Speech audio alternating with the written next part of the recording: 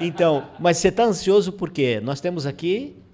Duas entrevistadas, duas convidadas especialíssimas. Uma é a Roberta Stock, especialista em gestão do tempo e educadora financeira. E desse meu lado aqui, como quarto elemento, nós temos a Eliana Watzek, terapeuta e palhaça, 3 pontinhos. Eu não vou falar o nome dela porque vai ser uma surpresa. Roberta Stock, tá certo o jeito que eu falei? Especialista em gestão do tempo e educadora financeira, é isso? Eu sei que não altera, né? Se a gente for colocar a ordem dos tratores, não altera o viaduto, aproveitando a inspiração palhacística, existe essa palavra? Mas eu prefiro educadora financeira e especialista em gestão do tempo, por uma simples questão. Eu comecei como educadora financeira. Ah, tá. Porque para mim já está confuso assim, o que é especialista. Bom, mas você vai. Acho que ela vai explicar para a gente o que é tudo isso, né? A gente vai espremer porque tirar assim, o suco, o principal aqui, aproveitando para que as pessoas possam ter a oportunidade de conhecer um pouquinho dessa dinâmica. Opa. Porque hoje essa questão de administrar o tempo é realmente um problema muito sério, né? Diante de uma loucura assim, superativa de todos os seres humanos hoje para tentar sobreviver de uma forma digna, administrar o tempo é sempre um grande desafio. E as pessoas não estão sabendo muito lidar com isso, por isso dessa importância que tem o trabalho da Roberta, né? Explica para a gente, a partir do que, quando você começou a fazer esse trabalho, quando você viu a necessidade que as pessoas, especialmente as mulheres, porque pelo que eu vi você direciona muito o teu trabalho para o lado feminino, é isso? É isso. Eu direciono para o lado feminino simplesmente por conta da minha experiência mesmo e porque eu tenho um lugar de fala, né? Eu sei exatamente como que é difícil para uma mulher, diante de todos os papéis que a gente exerce no dia a dia, ter essa administração do tempo e focar naquilo que a gente realmente quer, porque acaba que o nosso tempo ele é tomado por várias atividades que não são demandadas por nós mesmas, né? Vem uma demanda externa. E se a gente não focar numa demanda interna daquilo que a gente realmente quer fazer, fica difícil a gente se sentir realizado. Então é um trabalho mais de dentro para fora do que de fora para dentro, né? Na verdade, uma redescoberta, principalmente da mulher, né?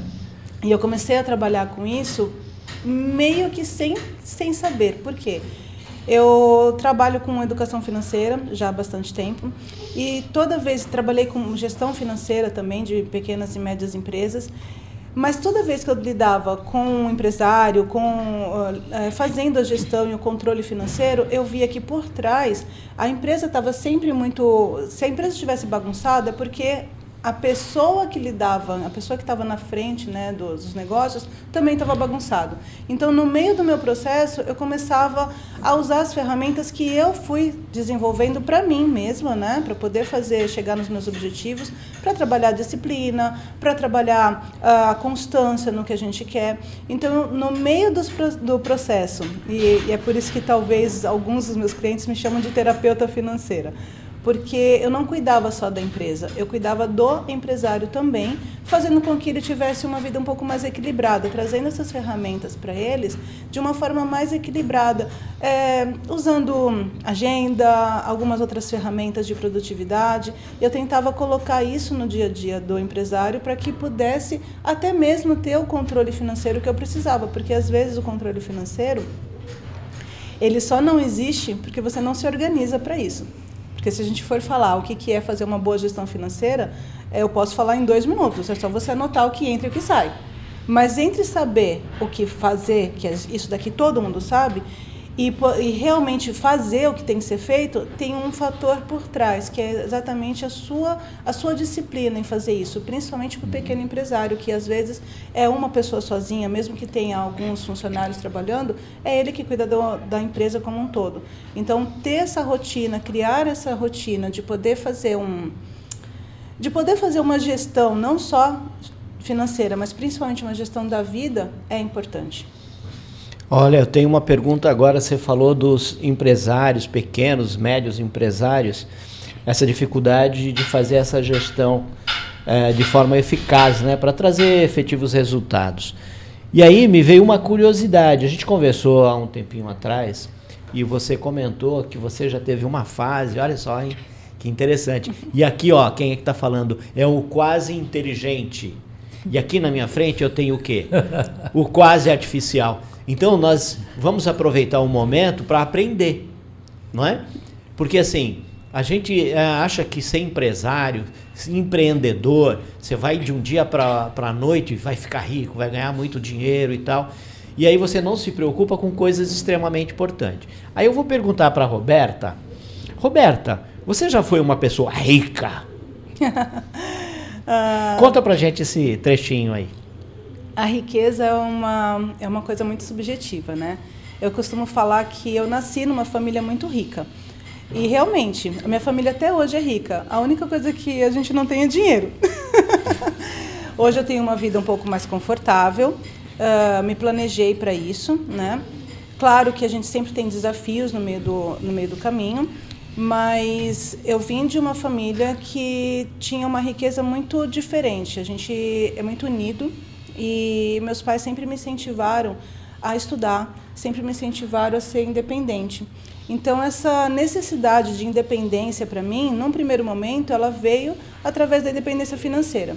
Porque eu sei que não dá para a gente ser independente se a gente tiver preso a um relacionamento abusivo, e esse relacionamento abusivo pode, às vezes, não ser com outra pessoa, não precisa ser um relacionamento amoroso, pode ser um relacionamento abusivo com um trabalho que você odeia, que foi o meu caso. Eu fiquei 20 anos numa grande instituição financeira, desses 20, 10 foram me programando para nunca mais voltar. Então, quando eu falo de relacionamento abusivo, eu não estou falando só de relacionamento abusivo afetivo, mas para você ser efetivamente livre, você precisa ter. Se eu não tenho dinheiro, e hoje isso acontece, a gente está vivendo num país, a gente está vivendo um momento no país que as pessoas estão literalmente trabalhando, vendendo o almoço para pagar a janta, né? E se você não se programar, você vai ficar nessa roda eternamente. E tem muitos desafios, porque não é só você trabalhar com o que você gosta. É ótimo você trabalhar com o que gosta, mas não é do dia para a noite. Se você não tiver, e mesmo eu já vi casos de pessoas que nasceram em berço rico, já vi casos de gente que já atendi pessoas que ganharam muito dinheiro, mas que se não fizer uma administração, fizer uma gestão dessa riqueza, ela se perde da mesma forma que ela vem. Então, a gestão, eu sempre falo, né? O seu problema não é dinheiro, o seu problema é gestão. Porque se você tiver gestão daquilo que você tem, e eu estou falando aqui de dinheiro, estou falando de emoções, estou falando do corpo físico mesmo, né? Se você não fizer gestão daquilo que você tem, você não vai estar preparado para ter mais. Então, é necessário. Cara, a gestão é a base do negócio. Isso é muito importante. Eu lembrei de um caso de um milionário que morava, eu acho. Não dá o nome, não vou dar o nome, não. Ele morava em Copacabana, num dos grandes hotéis ali em Copacabana e tal. E parece que ele perdeu a família toda dele e tal, ficou sozinho. Ele fez as contas no papel. Bom, olha, eu tenho isso de grana, tal. Com isso, eu vou conseguir viver até uns 80 e poucos anos, que eu acho que vai ser a idade com que eu vou embora daqui. Cara, ele foi à falência. Ele viveu mais do que ele previu ou ele gastou mais do que ele imaginou? Eu acho que ele gastou mais do que ele previu e ele acabou indo à falência. Certo. E ele acabou morando, eu vou dar a dica agora de quem ele ou era, ele acabou morando de graça nesse hotel, que era as dele. As pessoas acabaram ficando com dó dele e tal, e falaram, não, fica aí, cara, até... Então é mais ou menos isso que eu acho que se trata a gestão e a educação financeira, não é mais ou menos isso? Agora só para continuar, vou emendar aqui. Manda. Porque quando eu me preparei para vir entrevistar você, a primeira coisa que eu vi de manhã quando eu liguei lá o meu celular foi o teu vídeo.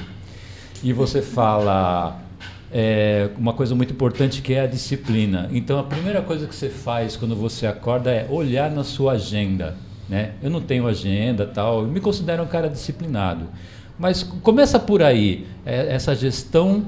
Então começa com a agenda sendo o melhor amigo dessa pessoa que pretende se educar financeiramente? Eu vou de novo te corrigir, porque não é a primeira coisa que eu faço, olhar a agenda, é a primeira coisa que eu, quando eu acordo, é a primeira coisa que eu faço quando eu começo a trabalhar. Eu tenho um horário que eu sento para trabalhar. Então, por exemplo, se meu primeiro atendimento começa às 9, 8h30 eu já estou sentada na minha mesa, porque eu uso meia hora para visualizar como vai ser o meu dia. E por que eu não olho a minha agenda logo que eu acordo? Porque eu tenho uma rotina de conexão comigo mesma logo de manhã. Eu programei, eu tenho uma rotina que me dê mais qualidade de vida. Então, você sabe que a gente já até comentou, eu gosto de correr de manhã, bem cedo, eu acordo, então eu tenho 1 hora antes de sair para correr, eu faço toda a minha rotina de conexão, aí eu gosto de correr na praia, para meu momento de oração, meu momento de conexão com o divino. Depois eu volto, eu tenho meu horário de tomar meu café, alimentar minhas filhinhas felinas. E aí, quando eu começo a trabalhar, meia hora antes eu sento, eu olho a minha agenda para visualizar como vai ser o meu dia. Então, quais são os compromissos que eu tenho durante o dia? Qual é o tempo livre que eu sempre deixo alguns espaços, alguns blocos de tempo na agenda para eventuais coisas que possam acontecer, porque sempre acontece, né? A nossa vida é recheada de imprevistos. E aí, no final do dia, eu faço um outro alinhamento, que é olhar, puxa vida, eu tinha me programado para isso daqui, tinha tantos compromissos e tinha certas tarefas para fazer. Quantas dessas tarefas eu consegui efetivar? Puxa, de repente eu tenho 2 aqui que eu não consegui justamente por conta de um imprevisto. Essas tarefas, elas são realmente importantes ao ponto de eu parar e fazer agora, antes de finalizar meu dia, e aí eu posso prolongar um pouco mais, ou eu posso colocar ela no dia seguinte, porque aí eu vou ter que saber como que está o meu dia seguinte. E aí eu tenho aqueles blocos de espaço que eu posso, de repente, colocar uma tarefa ou outra. Então, isso tudo, essa visualização do dia, de como vai acontecer, já me ajuda até mesmo a imaginar assim, puxa, que legal, eu vou ter um dia produtivo. No final do dia, eu fiz 80%, tá ótimo. Eu não quero perfeição, eu quero que seja feito, né? Tem aquela famosa frase, antes feito do que perfeito. Então, eu prefiro que seja feito do que seja perfeitinho daquele jeito que eu coloquei ali. Porque o papel aceita tudo, né, Ceri? Você sabe, você trabalha com ilustração, você sabe, o papel aceita tudo. Então, a gente vai colocar no papel. De repente, puxa, a vida vai acontecendo. E aí, as coisas podem mudar, né? E a gente pode mudar de ideia. De repente, uma tarefa super importante que você colocou hoje perde o sentido no final do dia, porque você fala, pô, isso aqui não é tão importante para mim. Não preciso mais fazer. Entende? Eu vou agora fazer, aproveitando o gancho da Roberta, falando desse método que ela utiliza, que ela criou aí, essa gestão estratégica, planejamento e tal, eu vou fazer uma pergunta. Isso chegar nesse ponto é maturidade. É maturidade. Você vai administrando, olhando a tua vida, as necessidades, né, onde você se perdeu, onde você se encontrou. E aí eu vou perguntar para você, mas quando você é jovem, a gente não tem muito essa preocupação. Imagina, Ceri, hoje, se você de repente estivesse ganhando, um salário aí de R$5.000, tá? Hipotético. E de repente amanhã você é contratado por uma big master das mídias e vai te pagar R$30.000. Como é que você administraria isso? E aí eu vou aproveitar, antes de você responder, aí a gente vai provocar a Eliana também. A Eliana vai falar um pouquinho dela ali, quem ela é, que daqui a pouco a gente vai passar uma tarefa, porque a Eliana hoje é o nosso famoso, conhecido... Quarto elemento. Opa, agora com grave, quarto elemento. E aí tem surpresa, né? Mas eu vou perguntar, imagina a mesma situação com você, mas não você agora, Eliana, não você agora, Ceri, mas você com 22 anos, com 21 anos de idade. Você de repente está lá ganhando um salário mínimo e aí no outro dia você é contratado para ganhar 5 vezes mais, 6 salários mínimos, não é? Como seria isso? O que poderia realmente fazer diferença na nossa vida? Se essa questão de aprender a administrar, a gestão do tempo, essa questão da educação financeira, porque hoje é uma falha muito grande, né? Normalmente as escolas não ensinam a lidar com dinheiro. Agora que está se falando um pouco, algumas têm já, né, andando nesse caminho. Mas eu pergunto, e agora eu pergunto para a Eliana, Eliana, quem é a Eliana Quem é essa Eliana terapeuta que de repente saiu de 5 mil, foi para 30 mil reais? Como é que é isso? Quem é essa Eliana? Fala um pouquinho pra gente. Essa Eliana, ela é uma mulher... Bom, aí eu ia estar com menos, né, de idade. É bem engraçado mesmo, porque essa mudança mexe com o nosso emocional, com o nosso corpo inteiro. Acho que se a gente não tiver tão sabendo lidar, eu acho que a gente pira. Dá pra pirar ou então começar a fazer um monte de besteira, né? Dá para pirar, fazendo um monte de besteira. E aí, Seri? E o que tu acha? Eu colocaria, como eu sempre coloquei na minha vida, alguns parâmetros. Tá. Primeiro, o que eu iria fazer nessa outra empresa que vai me pagar tanto? Será que aquilo iria me agradar, me satisfazer profissionalmente? Porque desde que eu comecei a trabalhar como ilustrador, a minha caça sempre foi trabalhar com ilustração editorial, trabalhar em jornal, né? Lógico que quando eu vi o primeiro salário, o primeiro piso salarial que nós ganhávamos na época, então, eu falei para mim mesmo, nossa, eu vou ficar rico, né? Olha só, a minha cabeça. Eu tinha 16 não ficou, anos. Não? Fiquei rico da maneira como você falou. Eu fiquei tão satisfeito, né, em ser empregado como ilustrador, fazer o que eu estava a fim de fazer e trabalhando apenas 5 horas por dia, que era o full time que a gente tinha na época. Falei, nossa, eu tô rico, estou realmente rico. Né? Então eu colocaria isso, vamos ganhar 30 mil reais, o que eu vou fazer, quantas horas eu vou fazer, vou ter tempo para outras coisas, para crescer na minha profissão, tal. Eu acho que esses parâmetros são importantíssimos, mais ou tão mais importantes do que essa verba que você falou que eu iria receber. Entendi. E você, Roberta, conta aí um pouquinho, o que está por trás dessa minha pergunta? Bom, primeiro que eu vivi isso, né? Quando eu comecei, eu tinha 22 anos, eu trabalhava numa empresa que eu ganhava um salário mínimo, trabalhava das 8 horas diárias e eu levava 2 horas para chegar no meu emprego. E aos sábados eu trabalhava também, alguns sábados eu também trabalhava, mas eu estava na área que eu tinha escolhido. Eu tinha entrado numa empresa grande de transportes na área financeira. Eu já estava satisfeita, porque de onde eu vim, estar fazendo uma faculdade que já era... Meu pai nunca pôde pagar uma faculdade para mim, então eu tive que trabalhar para pagar minha faculdade. Eu já estava satisfeita, já estava feliz, já estava na área que eu tinha escolhido. E aí, de repente, depois de uns 4 meses, o banco me chamou. E aí eu saí de um salário mínimo, trabalhando 8 horas por dia e às vezes ao sábado, para ganhar 5 salários mínimos e não trabalhar ao sábado, e na época eu tinha uma carga horária de 6. E respondendo à tua pergunta, a maturidade faz muita diferença. Porque é muito fácil a gente olhar para trás agora e falar, puxa, eu acho que eu teria feito isso. Eu olho para trás e eu falo, eu fiz isso. Eu achei que eu fiquei rica, literalmente rica. Comecei a fazer o que eu achava que os ricos faziam. Eu esbanjava muito. Eu fiquei muitos anos dentro do banco sem construir nada para mim, né?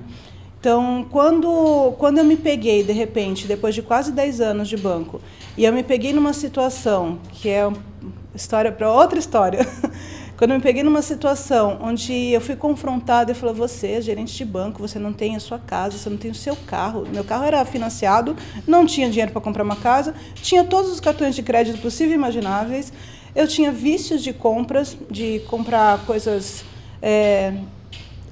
Só, por exemplo, para dar um exemplo, eu tinha vício de comprar material de papelaria e pijama. Era o meu hobby. Comprava muita coisa, porque eu achava que era isso. E eu tinha uma vida boa, por quê? Já que eu não tinha casa para manter, eu tinha dinheiro sobrando. Eu viajava sempre com os meus amigos, eu levava todo mundo. Eu tinha uma visão distorcida do que era ser rica. Até o momento que eu fui confrontada com a realidade. E aí eu falei, peraí, vou parar e vou reolhar isso. Na época eu tinha quase 30 anos. Eu já estava fazendo o meu primeiro MBA, que era gestão financeira, já era formada em administração de empresas. Então, eu não posso falar que eu não tinha conhecimento, mas eu não tinha nenhuma sabedoria. Então, como você mesmo falou, Tom, a educação financeira não é ensinada para a gente quando a gente está na escola. E aí eu comecei a falar, peraí, como é que eu posso me reeducar? Isso tudo, óbvio que não foi uma coisa pensada, foi uma dor que eu tive de, cara, eu não tenho nada na minha vida, eu estou com quase 30 anos e eu não tenho nada assim, né, de construir do que eu falo material. Quero deixar bem claro isso. E aí eu entrei num profundo processo de autoconhecimento, que foi o que me ajudou e que me ajuda até hoje. Nesse processo de autoconhecimento, eu comecei a criar ferramentas e estudar mais sobre como eu me comportava em relação ao dinheiro. E aí esse comportamento eu fui mudando através de algumas ferramentas. E foi aí que essa questão de gestão do tempo e produtividade entrou na minha vida. Porque eu vi que para poder ter uma reserva, para poder sair do banco... Para poder sair do banco, para poder, sabe, ter uma vida que realmente fizesse sentido para mim. E eu não estou falando que trabalhar no banco é horrível, estou falando que só não estava alinhado com os meus valores. E aí, para eu entender isso, eu vi que eu tinha que fazer um plano. E se você tem um plano, você tem que seguir o plano. E você só segue o plano se você tiver disciplina, se você tiver comprometimento, se você tiver visão de onde você quer chegar. Então, tudo isso veio e me trouxe essa questão de, peraí, preciso aprender a organizar o meu tempo, a treinar minha disciplina, que eu era zero indisciplinada. Nossa, totalmente indisciplinada. Eu queria milhões de coisas e, vou dormir um pouquinho, vou ver mais uma série. Passava noites, eu virava a noite vendo série. Sempre gostei de cinema e tudo. Virava a noite, por quê? Porque eu não tinha um propósito bem definido. A partir do momento que eu tive um propósito, aí eu falei, peraí, agora eu preciso seguir o plano. E não é uma coisa engessada, né? Eu gosto de falar que, às vezes, tem algumas amigas minhas que falam assim, sua vida é muito chata, é tudo planilhado. Eu falei, não, mas o meu planejamento não me engessa. O meu planejamento me liberta. Por quê? Porque eu sei para onde eu quero ir. E se eu tiver ali uma ruazinha que está... vou até ali. Se eu tiver uma rua que está fechada por algum motivo, eu vou dar um contorno, que é isso que acontece com os imprevistos da vida, mas eu sei para onde eu vou voltar. Então, essa é a importância de você ter um planejamento. E aí, quando eu começo a falar que não existe um planejamento financeiro sem um planejamento para a vida, não adianta você ser só uma pessoa rica. Você tem que ter um planejamento para a sua vida para saber o que eu quero de verdade, o que é riqueza de verdade para mim. E posso contar uma história rapidinho? Por que favor, você me lembrou? Só se for boa a história, né? Então, é uma boa história, mas não é uma história muito feliz. Você falou desse milionário, né, que acabou morando de favor. Eu conheci um ganhador da Mega Sena aqui na Baixada, quando eu ainda trabalhava em banco. E quando ele chegou até mim para eu poder administrar a carteira dele, na época ele tinha ganho 2.600.000 de reais. E aí ele veio para mim depois de um ano, porque quando você ganha, você abre a conta no determinado banco, que eu não vou falar nomes aqui. E lá no banco ele tinha que ficar meio que preso com o dinheiro. Assim, depois de um ano que passou, que prenderam metade do dinheiro, um pouco mais da metade do dinheiro dele, assim que passou esse prazo de carência, ele veio para o meu banco e falou assim, eu quero abrir conta aqui e eu quero que você administre. Ok. Um ano se passou e ele trouxe para mim, de 2.600.000, ele trouxe 1.600.000. Já era o que ele tinha... Ele já tinha perdido ou ele continuava com... Ele já tinha gasto 1 milhão em um ano. Gastar é fácil, né? Uma pessoa, eu não vou falar aqui a profissão que ele tinha, mas era uma profissão de bico. Vou falar assim, era uma pessoa eventual, né? Não tinha uma profissão, fazia bicos. Não teve estudo, mas muito boa de coração. Muito, muito boa de coração. Quando ele chegou, eu tentei de todas as maneiras fazer com que ele visse a importância da gente fazer bons investimentos, da gente administrar melhor o dinheiro dele. Mas ele já estava muito ressabiado, porque esse 1 milhão, ele não gastou só com ele. Ele já tinha gasto com várias pessoas, vários amigos, que chegavam mostrando investimentos bons para ele. Na época, eu consegui segurar o dinheiro dele, eu coloquei num investimento que tinha prazo de carência, eu consegui segurar 50 mil reais durante um ano. E ele veio com 1.600.000 para mim. Depois de um ano, A única coisa que ele tinha era esses 50 mil, que foi se diluído por limites que o banco dava, né? Que ele já estava devendo. Então, no final das contas, ele ficou com 20 mil reais daqueles 50 mil que eu segurei para ele ter alguma coisa. E um dia, conversando com ele me mostrou, eu nunca vou esquecer essa cena, ele me mostrou um caderninho onde ele anotava todos os nomes das pessoas que ele emprestava dinheiro, e ele tinha uma página de quem ele dava e uma página de quem ele emprestava dinheiro. Teve gente que ganhou casa, teve gente que ganhou carro. Ele mesmo, da última vez que eu vi, ele estava pedindo esmola na rua. E isso foi muito impactante para mim, porque eu já tinha saído do banco, né, e eu estava passeando pela cidade, e eu vi ele na rua. Ele não me viu, porque ele já estava com um estado de cegueira. Eu sentei do lado dele, estava na rua, e eu comecei a conversar com ele. E tentei ajudar ele de alguma forma, né? Mas isso foi muito impactante, porque ele simplesmente fez o que muita gente acha que vai mudar salvar. A vida, né? Vai mudar a vida. Ele ganhou essa oportunidade e ele perdeu tudo em 2 anos. 2,5 milhões há 10 anos atrás era muito mais dinheiro do que é hoje. Com certeza. Né? São histórias incríveis, né? E aí nós temos um país e um mundo até recheado de histórias como essa. Sim, infelizmente não é uma história isolada. Porque não é só aprender a administrar o dinheiro. Você tem que aprender a administrar de forma inteligente o dinheiro, né? E nem todo mundo tem essa capacidade. E aí a gente tem um sistema financeiro que não é nada bobo também. Então a gente precisa entender todo esse mecanismo. Além, né, desse ciclo de pessoas que estão ali em volta, e enquanto tiver dinheiro, você é famoso, você é o cara legal, você, né? O amigão. E aí o amigão, e isso vai acontecendo, até chegar a ponto de histórias como essa que você está contando, né? Mas aí, o que a gente vai fazer agora?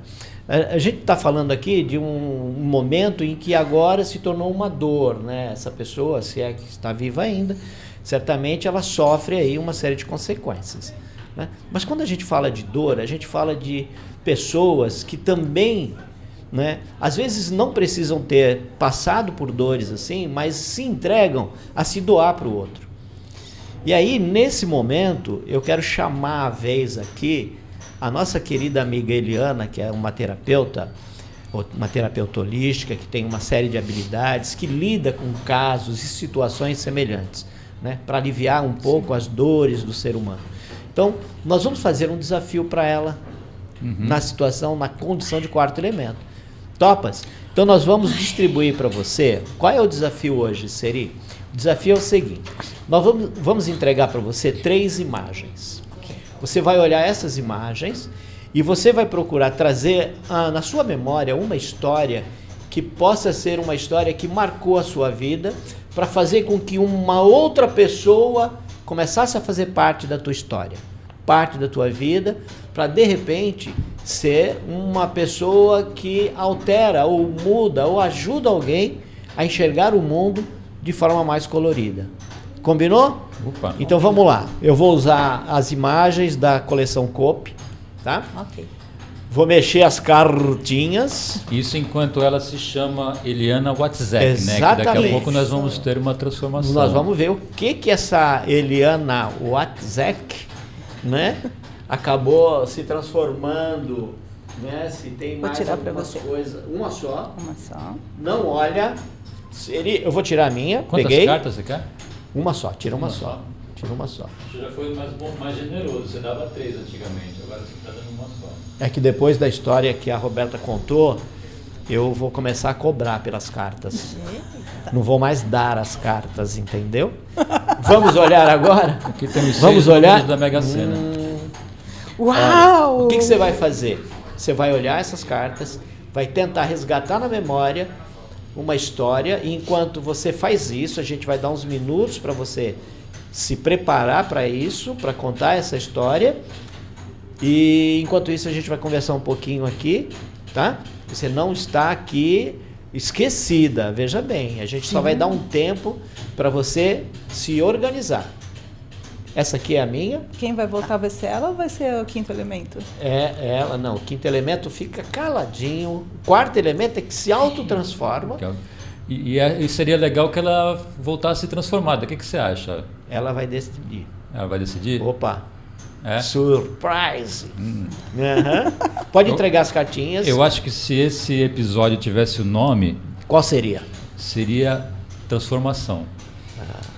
Porque as duas personagens que a gente tem aqui, eu acho que passaram por transformações nas suas vidas, né? E ajudam as pessoas a se transformarem também. Eu tenho uma curiosidade, Roberta. Você fala que em certo momento da sua vida você falou, nossa, isso aqui não está certo dessa maneira, tal. Para as pessoas que estão nos assistindo, você teve um insight, isso veio do nada, alguma coisa aconteceu, não precisa dizer o que foi, se for muito íntimo da sua parte, teve esse episódio para você, vou atravessar isso aqui e lá na frente vai ser de outra maneira? Rolou? Teve. Não precisa dizer se for muito íntimo, mas se sentir constrangido. Se sentir constrangida, tal. Não me sinto, porque isso, na verdade, já foi bastante trabalhado e eu já até comentei, porque tem uma outra pessoa envolvida, né? Mas eu ia fazer 30 anos e eu tinha um namoradinho na época. E esse namoradinho, ele não tinha formação, naquela época não tinha nem o 2º grau completo, mas ele já era empreendedor e eu era gerente de banco. E não posso negar que eu tinha uma relação de meio dame vagabundo, sabe? Não que ele fosse, pelo contrário, ele sempre trabalhou demais. Mas eu me via numa posição diferente só porque eu já estava fazendo o meu primeiro MBA, eu me achava, né, a mais inteligente do mundo. E aí, ele já empreendendo, né, desde sempre, um dia ele me mostrou um caderninho do empreendimento dele, que ele tinha uma reserva. Ele me mostrou um caderninho e ele falou assim, tá vendo isso aqui, ó?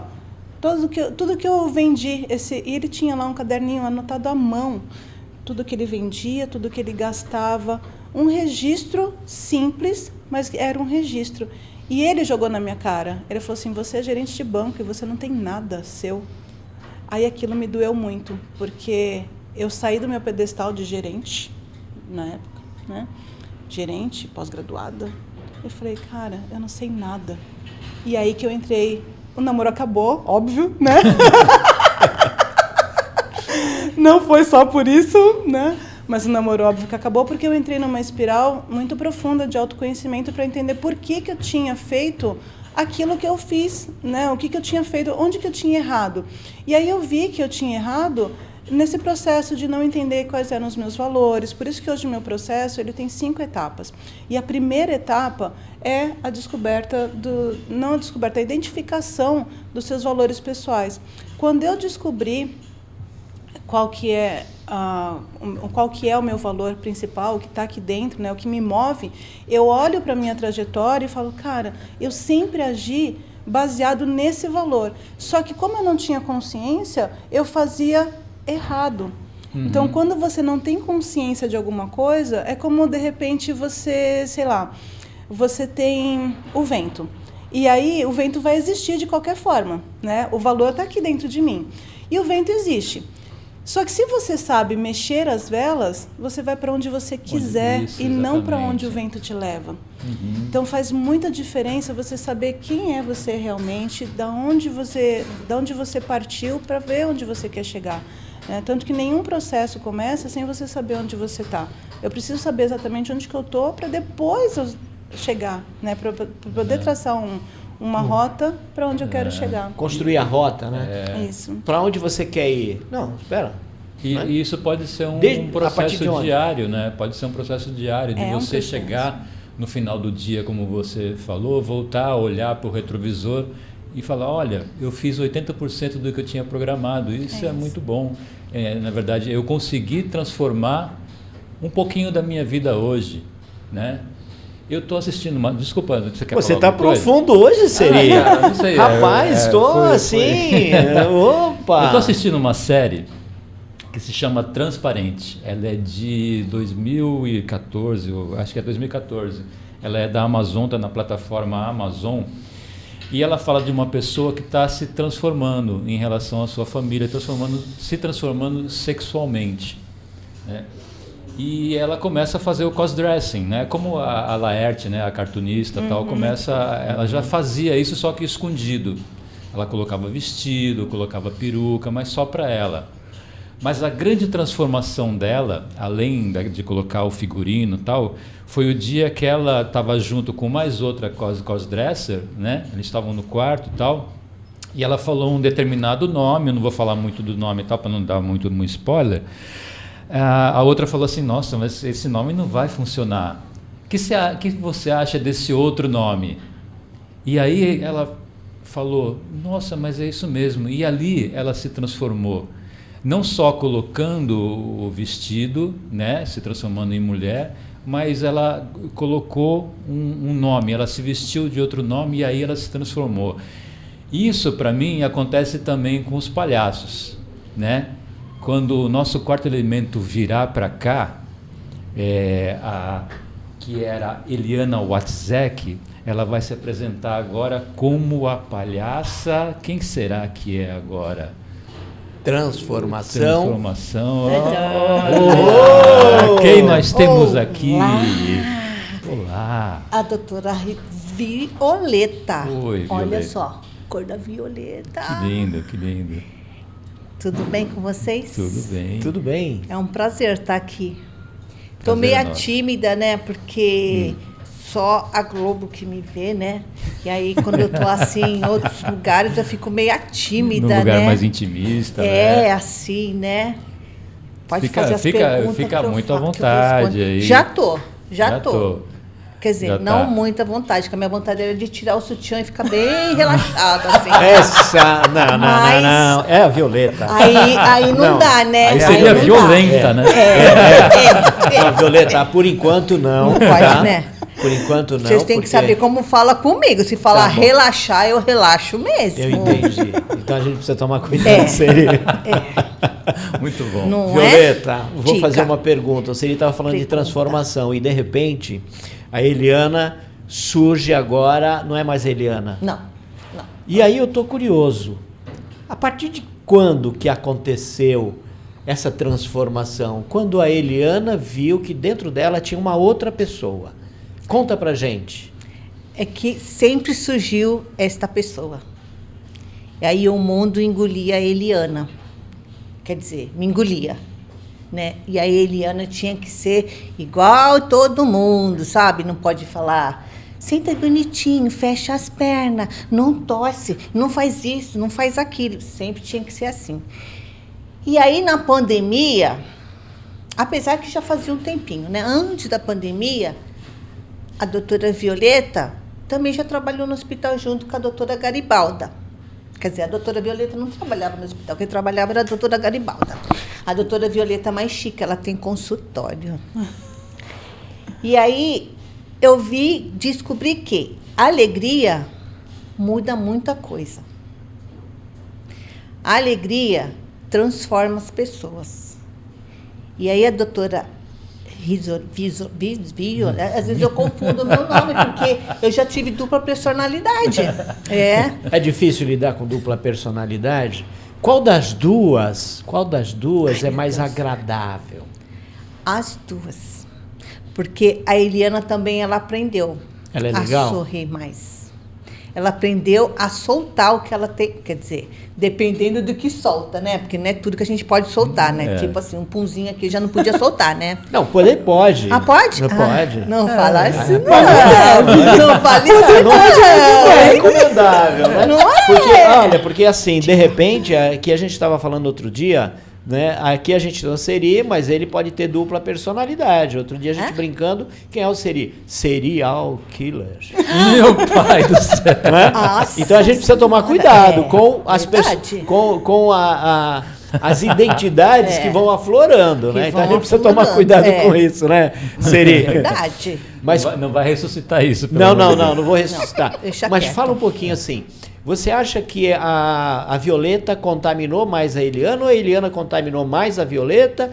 Como é que Eu isso acho acontece? que a Violeta deu mais alegria para a Eliana. Porque a Eliana pôde ser realmente quem ela é. Sem ser poldada. Porque desde pequenininha a Eliana assim, tira a mão da boca, Aham. não fala alto, não faz isso. E isso marca a criança. E aí a Eliana cresceu não podendo falar. A Eliana cresceu fechando a boca, fechando a garganta. E aí a doutora Violeta veio aqui para pôr a voz no mundo. Porque tudo que é bom nosso, a gente tem que levar para os outros. Por que eu vou guardar? Se eu posso deixar os seus olhos com brilho, para que eu vou apagar a sua luz? E a doutora Violeta veio para isso. Para acender, através do riso, da alegria, as vistas de vocês, né? Dessa alegria, esse brilho nos olhos. Porque assim, quem é que não é feliz sorrindo? Agora, uma coisa, você falou que você tem um consultório. Tem. A Violeta tem um consultório. Quer dizer, eu empresto para Eliana, né? Porque ela aparece só de vez em Agora, quando. eu me no imagino entrando no consultório. teu consultório, é uma terapia do riso, isso? Isso. Agora, eu imagino eu lá, cheguei no teu consultório, doutora, eu estou com Pode um problema falar. aqui. Eu acho que eu vou ter um ataque de riso. Só tem algum remédio para mim? Não, eu fico imaginando como é que eu vou... Como é que essa terapia Tem. do riso? A gente vai ficar dando risada numa cara do outro? Como é que é? Não é o riso, é você saber quem você é você tirar o seu melhor. Porque eu falo assim, que nosso cérebro tem o esquerdo e o direito, dependendo do lado que você está olhando, vai ser direito e vai ser o esquerdo. E aí é você balancear o que está tão ruim e o que está tão bom. É você não dar valor porque está ruim e dar valor porque está bom.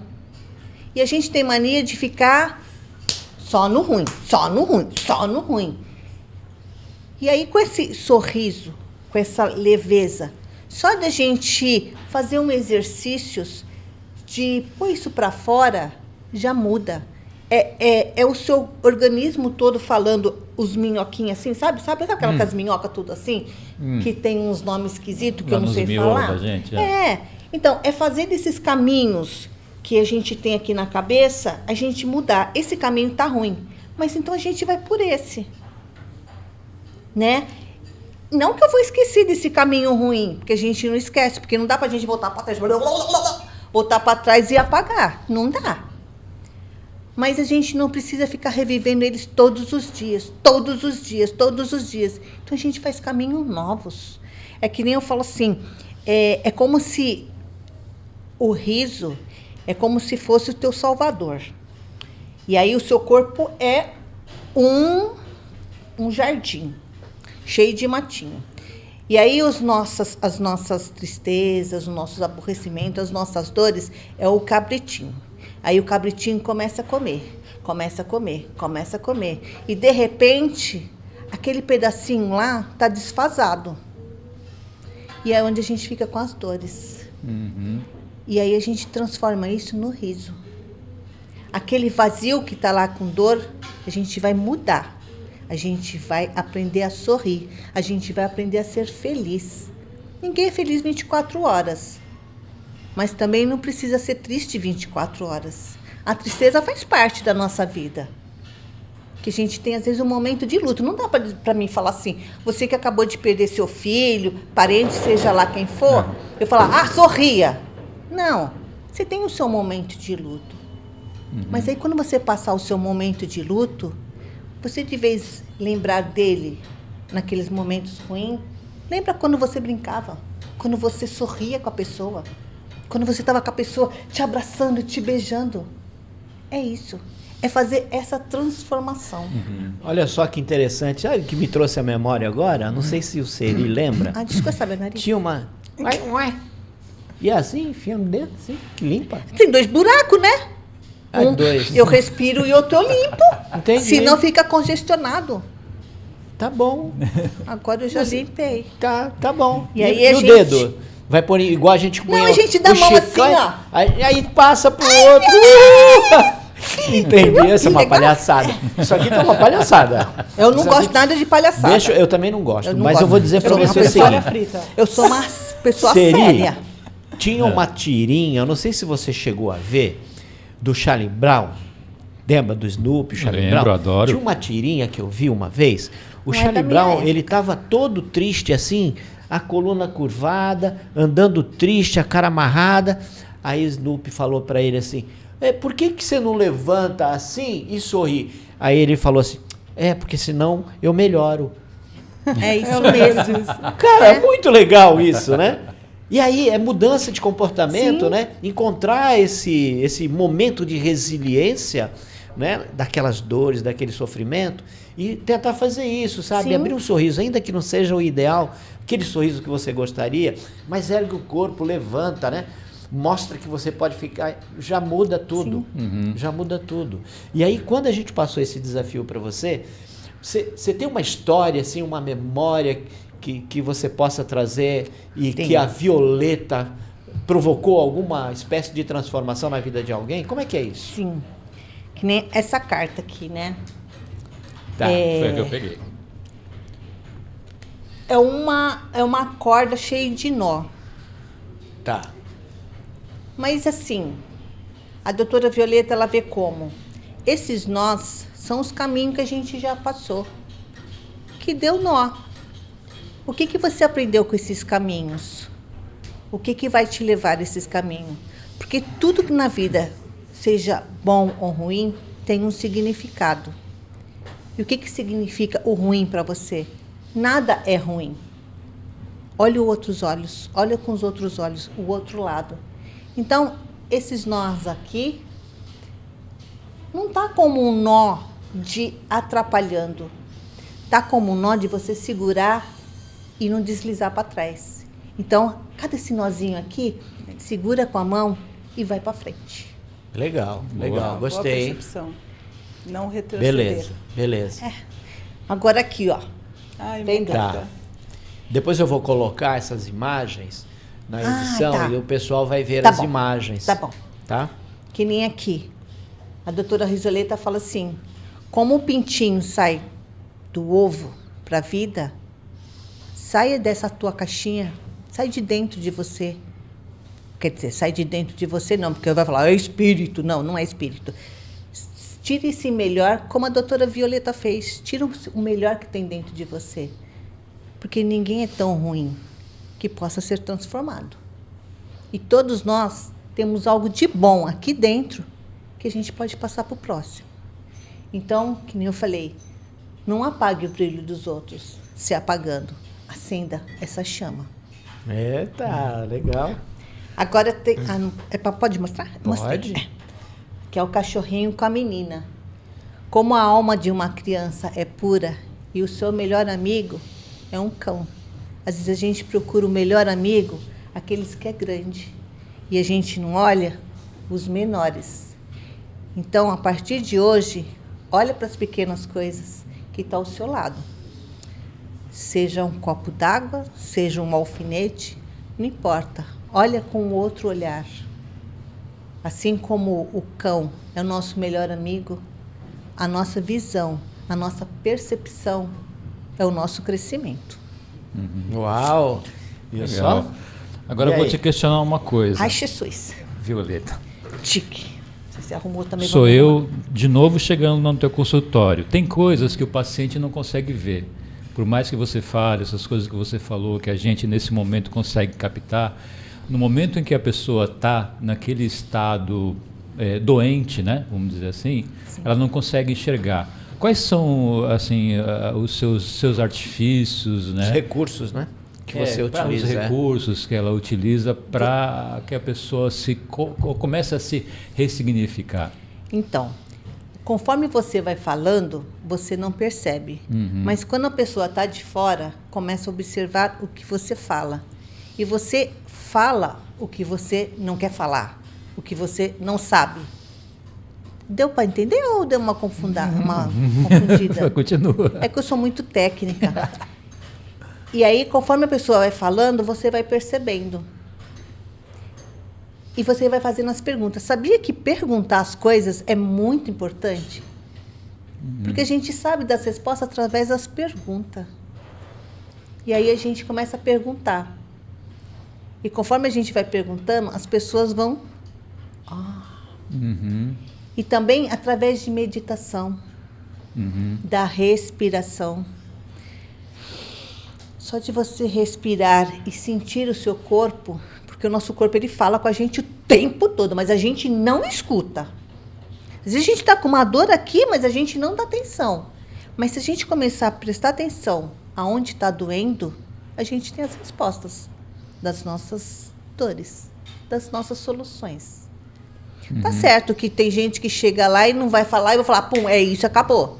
Não, é tudo um processo. Um processo, tem ritmos, né? Cada gente pessoa que tem o seu pega ritmo. mais rápido Sim. e tem gente que demora mais, mas cada um no seu tempo.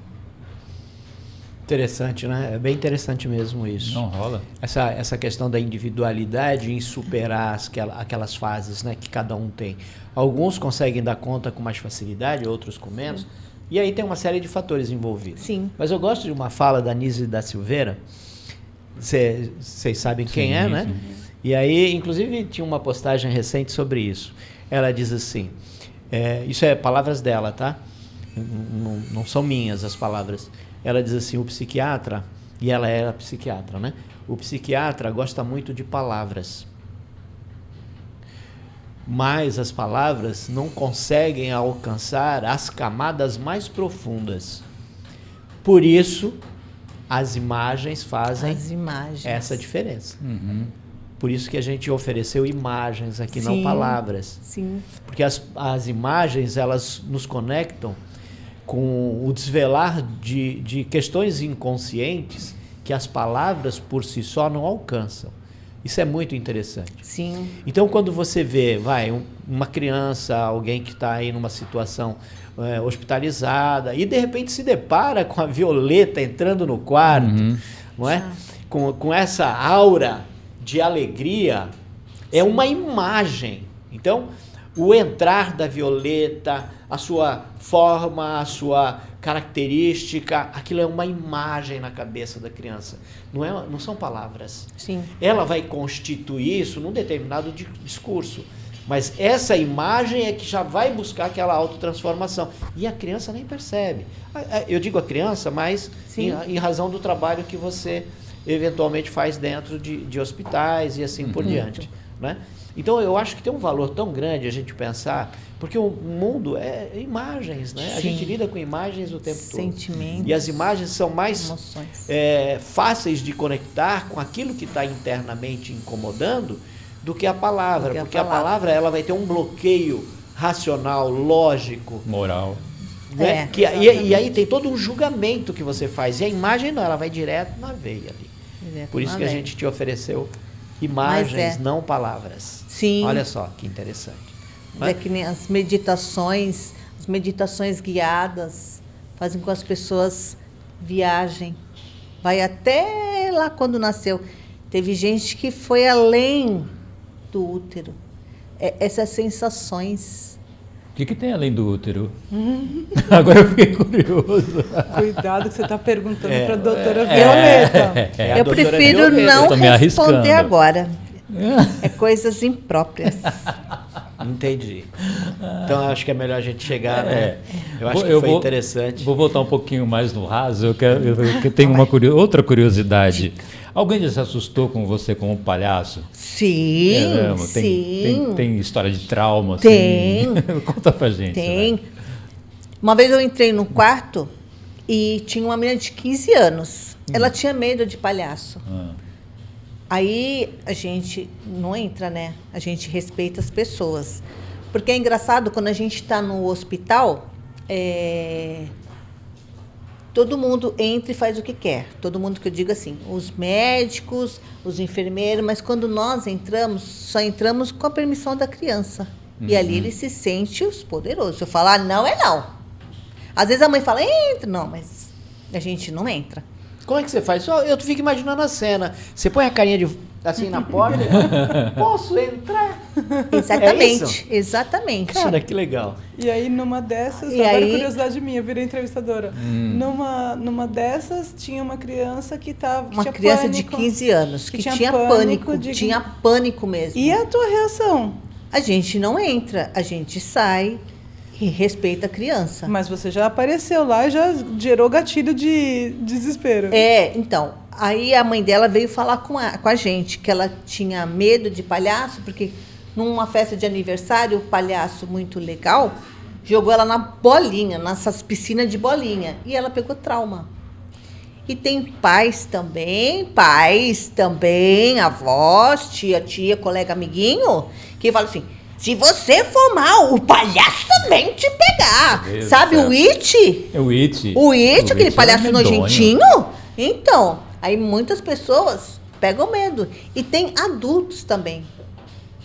Deixa eu contar um caos. Pode. Eu vou contar um caos não como doutora Violeta, tá? Porque foi a doutora Garibalda que me contou. Tá. A doutora Garibalda, ela faz parte de uma ONG. Pode falar? Pode, claro. É da SOS Sorriso. E ela tá lá já faz uns 9, 10 anos. Então, de palhaço, ela entende, né? E a gente entrou num quarto onde porque a gente nunca entra sozinho, sempre entra acompanhado. Porque se der um branco assim, ó, o outro vai e entra. Porque às vezes dá branco. Dá branco, dá verde, dá azul, dá bem colorido. E aí a gente fica meio assim, né? E a gente entrou nesse quarto, a criança, porque a gente entrava na oncologia. E a gente entrou nesse quarto e tinha uma criança lá quietinha. Sabe quando tá com aquela dor, a gente sente que tem sofrimento. E aí a gente tentou animar a criança e a criança nada. E a criança nada. Quando a gente, não nada de nadar, tá? É nada de não querer mesmo. E aí a gente percebeu que ela não estava afim. E eu olhei pro meu parceiro e falei assim, vamos embora, né? E a gente estava saindo. Quando a gente estava saindo, ela falou assim, a minha mãe tem medo de palhaço. A mãe tinha medo de palhaço. Aí o que a gente fez? Coitada da mãe. Acho que ela perdeu medo daquele dia.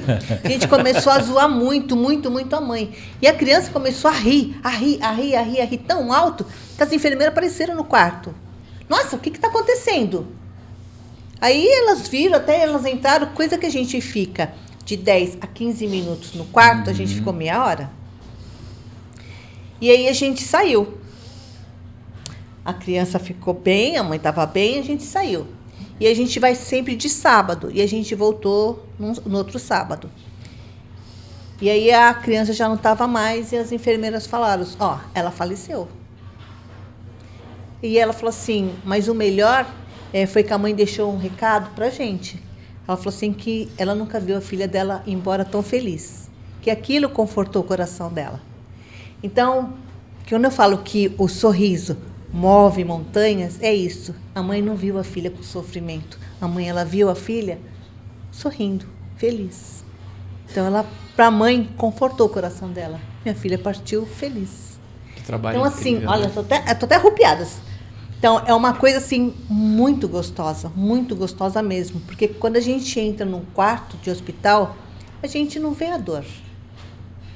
A gente vê alegria. A gente vê o outro lado da moeda. Porque o hospital não é gostoso. Mas a gente deixa aquele momento, aqueles 15 minutos, mas muito gostoso, da criança falar, não, eu tô bem e vou embora porque aqui não é meu lugar. O Isso. sorriso É tudo. é fácil de não soltar, mas e a lágrima? Porque quando ela chegou para vocês e falou isso, cara, a primeira coisa que eu faria é ela ir no banheiro e me debulhar em lágrima. Como é que vocês fazem? Qual a técnica de segurar? Tem que ser engolir seco, né? Mas assim, de vez pensar na partida, a gente fala, gratidão, que eu realizei o que mais eu queria, que era ver aquela mãe feliz. Uhum. Respirar e seguir em frente. Seguir em frente porque Vai pro outro quarto. Tem outro quarto Tem um outro para quarto. fazer e tal. E cada quarto é uma história. Cada quarto é um jeito de interagir, cada quarto é um jeito de ver. Que a gente entra lá, a gente não vê uma cama, não. A gente vê aquele negócio de segurar soro como se fosse um cachorrinho. Vamos passear com o seu cachorrinho? Sabe? É ver um celular virar um carrinho. Né? É ter essa visão lúdica. Lúdica da situação, né? E o mais engraçado é que para a criança é mais fácil ver tudo isso. Agora, o adulto já não. Mas quando a gente atinge o adulto, é fantástico. Porque o adulto, ele deixa de ser aquela pessoa dura. Que às vezes ela é dura porque o mundo deixou dura. Mas no fundo, ela é uma Maria mole. É porque tem sempre uma criança dentro de um adulto. Exato. Sempre. E o resgate, mas que tá lá bloqueadinha, tem que né? provocar e Tá trazer ali. essa criança à um frente, resgate, né? É um trabalho de resgate que ela faz. Que legal. Olha, a gente está chegando no nosso período aqui, foi muito bacana. Muito. Seri, eu vou Não tem charge dizer para hoje? você... Não, calma, Tá mal calma. acostumada. Eu vou dizer para o Seri agora fazer a apresentação das novidades da charge, para a gente ir caminhando para concluir o nosso programa, tá? Tá bom. Tá tão rico o que programa, tem acho que de não precisa, nem novidade? precisava de charge, mas já que você Não insiste, precisa, cara. vamos lá. Essa Nada é tão semana, rico que não possa essa ficar mais, semana hein? eu trabalhei em cima de ETs. Né? Eu tava Adoro. brincando aí com a coisa da Sabesp, né? Que está enchendo várias cidades de buraco e tal. E aí brincando com a coisa do ETzinho, né? Chegando na Lua e vendo as crateras. A Sabesp vem e deixa essas crateras aqui para nós. E lá no fundo a nossa querida Terra. Né? Tem mais outra também que também fala sobre o lance do ET, olha lá. Nas cidades do OVNIs, em Peruíbe. E as crianças estão indo para a escola sem uniforme. E aí muitas delas têm que voltar ou nem ir, porque às vezes não tem nem roupa para chegar na escola, né? E como dizem que Peruíbe é a cidade onde pousam os ETs, os OVNIs, os UFOs, aí chega o ETzinho lá peladinho junto com a criança, né? Na sua cidade também não deram uniforme? E tem outra que, como fazia muito tempo, acho que está aí, ó, essa é uma página que eu fiz lá para o Diário do Grande ABC, coincidentemente também em torno dos ETs, né? O rapaz me mandou uma mensagem, Seri, tem uma página inteira para você fazer. Cara, fazia uns 4 anos que eu não montava uma página. Isso é um infográfico, né? Não é só não é um infográfico porque não tem outras informações que estejam incutidas no desenho. É só uma ilustração mesmo, né? E aí eu fiz o RAF, mandei para ele, né, mandou de volta, olha, vai ocupar tal espaço, papapá. E aí fiz essa página aí. Eu achei que ficou interessante. Tá muito também, legal, bem tá legal. linda. Né? E coincidentemente com o ET. Eu acho que eu vou ser abduzido, não sei porquê, cara. Você já Eu viu acho um que ET? você já foi e você não sabe. Eu queria ser. Porque acho, tenho uma curiosidade. Tu queria pra- ver um ET? Eu queria. Alguém queria. tem. Peraí que eu vou pegar meu celular e mostrar pra ele. Aqui. Eu sabia, tinha certeza. Tinha certeza. Eu já ia mostrar a foto dele pra ele. Poxa, Olha pra cá. Quer ver um ET? Não, você é mago. Você é Você eu ia é te mago. corrigir, É. você é não- mago. Você é o Bom, Gandalf. A não ser que seja um mago de outro planeta, Vocês só né? estão mudando a nomenclatura. Porque nós estamos na mesma vibe. Eu acho que todos somos, né? Todos. Todos. Acho que todos somos. Todos. Nós todos somos tudo. E ao mesmo tempo somos Nada. nada. É. Essa é a grande Bem verdade. Somos filosófico gotas, né? esse Somos final, hein? Essa é gotículas, a né? grande verdade. Daqui a pouco estaremos fazendo parte, retornando ao solo. E acabou, e está tudo bem. Em forma de cinza ou adubo, não tem problema. O importante é que nesse período em que nós viemos e que nós partimos, nós tenhamos minimamente inspirado alguém. Sim, Não é isso? é isso. Aí quando a gente parte, a gente vira adubo. E aí a gente aduba as novas plantinhas que vão crescer. Perfeito. E aí a gente precisa enquanto a gente está aqui, a gente precisa pensar em planos estratégicos para administrar com a nossa existência. Pessoal, profissional, né? E aí a gente tem a Roberta, e eu vou pedir para ela dar 2 dicas que sejam fenomenais para quem está perdido no tempo. Bom, eu falei que o meu processo tem 5 etapas, né? Mas eu vou me basear em 2 que são, assim, fáceis, 2 teoricamente. chaves. 2 chaves. A primeira é, saiba onde você está e onde você quer chegar. Traçar um bom objetivo é de onde você tem que começar, né? Para você saber o que você quer ter na vida. Então, saber definir exatamente o que você quer e definindo onde você está. E um que é mais fácil ainda, que muita gente não usa, é usar uma agenda. Não importa se é de papel, não importa se é de eletrônica, digital. Eu sou uma pessoa híbrida, eu uso as duas, eu gosto do papel, eu tinha o vício de papelaria, né? Saúde.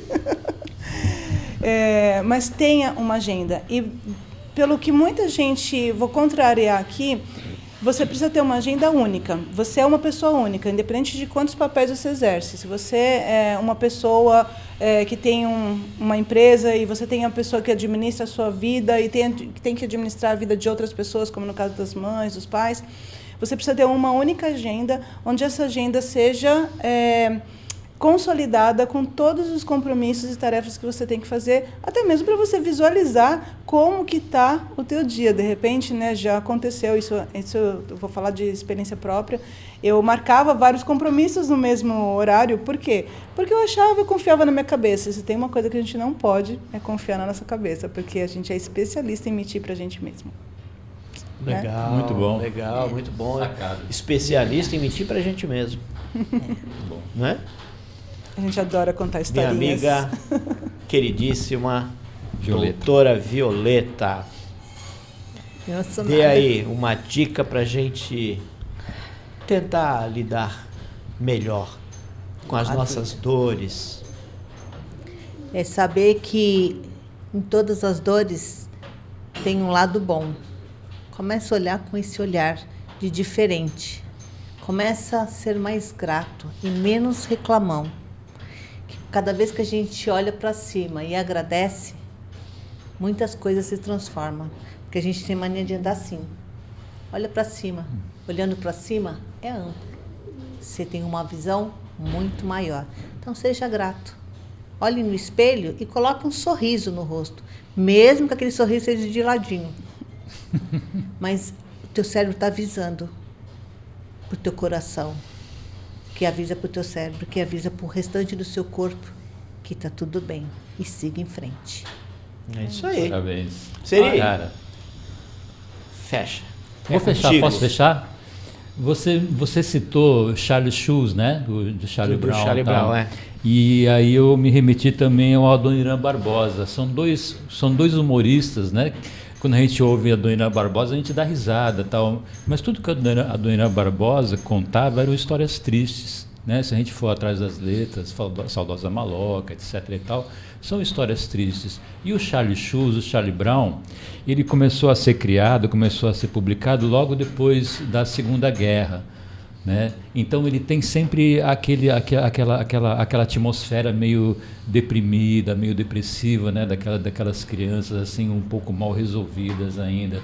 Então eu acho que o grande lance do humor, pelo menos no meu entender, que o humor é quando a gente consegue rir de nós mesmos. Sim, Né? principalmente. A partir desse momento, quando a gente começa a rir de nós mesmos, a gente já começa a resolver certos problemas. Então, basicamente é isso. Ria de você mesmo e veja a vida de outra maneira. Comece a se transformar. Maravilha. Muito obrigado, de coração. Adorei a a Obrigado. sua participação de muito vocês. obrigada. Um encontro Foi incrível. maravilhoso. Diogo, fecha a conta, passa a régua. Missão lindo, hein? cumprida. Foi lindo, não foi? É,